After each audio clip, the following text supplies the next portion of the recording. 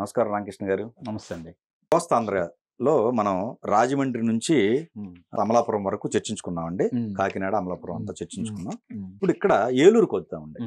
ఏలూరుకు వచ్చేసరికల్లా ఏలూరు లోక్సభ 2014 వచ్చేటట్టయితే టీడీపీ కైవసం చేసుకుందండి.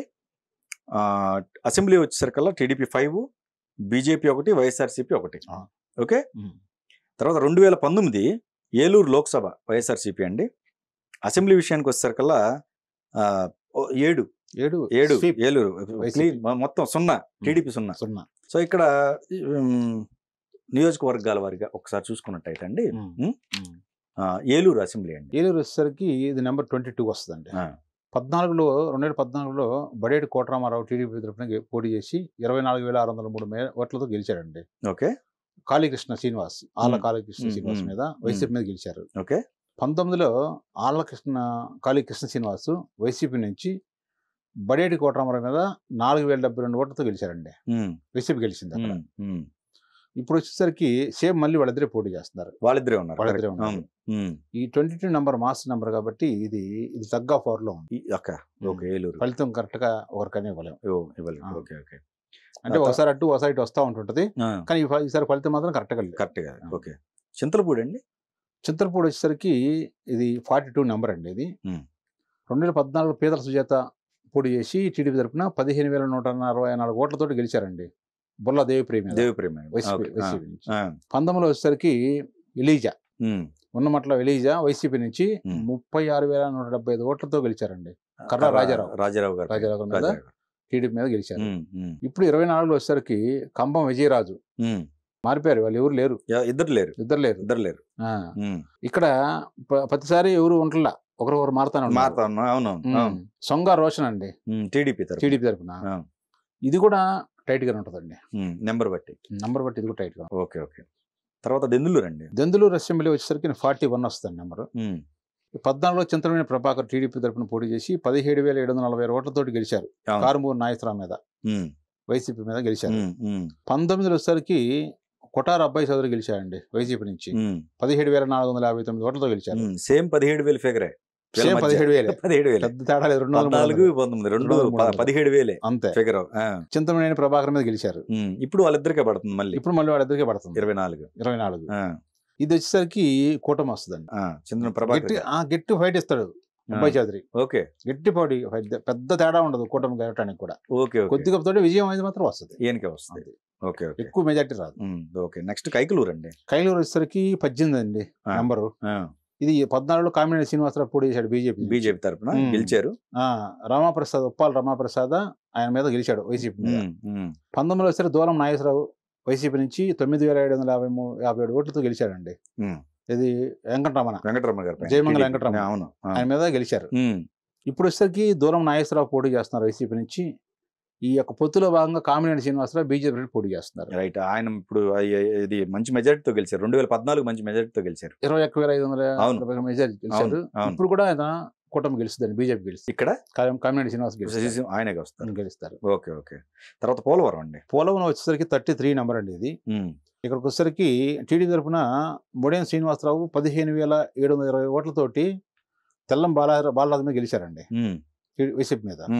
19లో వచ్చేసరికి బాలరాజు గారు గెలిచారు. 42,070 ఓట్లతోటి శ్రీనివాసుల మీద గెలిచారు, బోరగం శ్రీనివాసుల మీద. ఇప్పుడు వచ్చేసరికి 24లో తెల్లం రాజలక్ష్మి పోటీ చేస్తున్నారు వైసీపీ నుంచి. షిర్రి బాలరాజు జనసేనకి ఇచ్చారండి. ఇక్కడ జనసేనకి వచ్చింది. కానీ ఇది కొంచెం టైట్ గా ఉంటుందండి, తగ్గ వారు ఇది ఇక్కడ. ఓకే. నూజివీడు అండి. నూజివీడు వచ్చేసరికి 29 అండి. ఇది నెంబరు మనకి 29 అంటే 2 వస్తుంది. 2014లో మేకా వెంకట ప్రతాప్ అప్పారావు గారు వైసీపీ నుంచి గెలిచారండి. 397 ఓట్లతో గెలిచారు. ముద్రపోయిన వెంకటేశ్వరరావు గారు.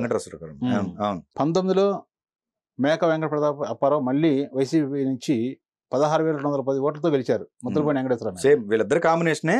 మళ్ళీ ఇంకొక 6,000 మెజార్టీతో ఆయనే గెలిచారు. వైసీపీ గెలిచింది.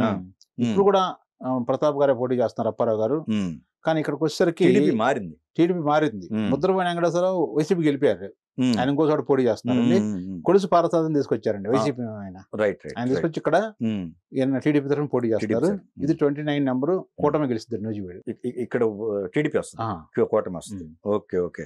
తర్వాత ఉంగుటూరు అండి. ఉంగుటూరు వచ్చేసరికి 38 అండి నెంబర్ ఇది. ఓకే. 38 అంటే 3 + 8 = 11, 2 వస్తుంది. ఓకే. 14 వచ్చేసరికి గన్ని వీరాంజలి టీడీపీ నుంచి గెలిచారండి. 8,930 ఓట్లతో గెలిచారు పుప్పాల శ్రీనివాసరావు మీద వైసీపీ. 2019లో పుప్పాల శ్రీనివాసరావు గెలిచారండి. వాసుబాబు వైసీపీ నుంచి గెలిచారు గన్ని వీరాంజలి మీద. మంచి మెజారిటీ వచ్చింది. 33,153 ఓట్లు వచ్చితో గెలిచారు. ఆల్మోస్ట్ 20,000 పైన ఎక్స్ట్రా మంచి మెజారిటీ వచ్చింది. ఇప్పుడు 24లో వైసీపీ నుంచి ఆయన పోటీ చేస్తారు పుప్పాల శ్రీనివాసరావు, వాసుబాబు. ఇక్కడ జనసేనకి ఇచ్చారండి. ధర్మరాజు గారు ఫస్ట్ ధర్మరాజుకి ఇచ్చారు. కూటమి గెలుస్తుందండి. జనసేన గెలుస్తుంది. Okay okay. సో ఇప్పుడు ఒకసారి లోక్సభకి వెళ్దాం అండి. లోక్సభకి వచ్చినట్టయితే 2014 వచ్చేసరికల్లా మాగంటి వెంకటేశ్వరరావు గారు అండి టీడీపీ 1,19,26 అండి. చంద్రశేఖర్ గారి మీద వైసీపీ మీద గెలిచారు. తోట చంద్రశేఖరరావు గారు. ఇప్పుడు ఆయన పార్టీ BRS ఆయన మీద గెలిచారు.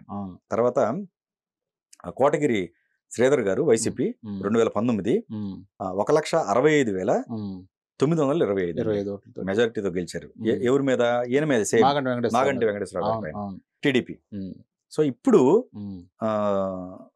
సునీల్ కుమార్ యాదవ్ గారికి ఇచ్చారండి వైసీపీ. కారుమూరి సునీల్ కుమార్ యాదవ్ గారికి ఇచ్చారు. ఇక్కడ వచ్చేసరికి టీడీపీ పుట్ట మహేష్ యాదవ్ గారు. ఎలా ఉంటుందండి ఇది? వచ్చేసరికి మనకి కూటమికి వచ్చేసరికి మన నియమరాజు ప్రకారంగా 24లో కూటమి 4 వస్తుందండి. అసెంబ్లీ టగ్ ఆఫ్ వార్ 3 ఉంటుందండి. వైసీపీ లేదు ఇక్కడ, గెలుపు పూర్తిగా లేదు. వైసీపీ లేదు. మన నియమరాజు ప్రకారంగా అంతే ఉంది. ఓకే. ఎంపీ వచ్చేసరికి కూటమి వస్తుందండి. ఓకే. అంటే 2019 వైసీపీ ఏదైతే ప్రపంచం క్రియేట్ చేసిందో అది ఇప్పుడు కూటమి చేస్తుంది ఇక్కడ ఏలూరులో. అంతేనా? అంటే ఇక్కడ అసెంబ్లీ 1-2 రావచ్చు. స్వీప్ చెయ్యిపోయినా 1-2 రావచ్చు. Okay okay. అది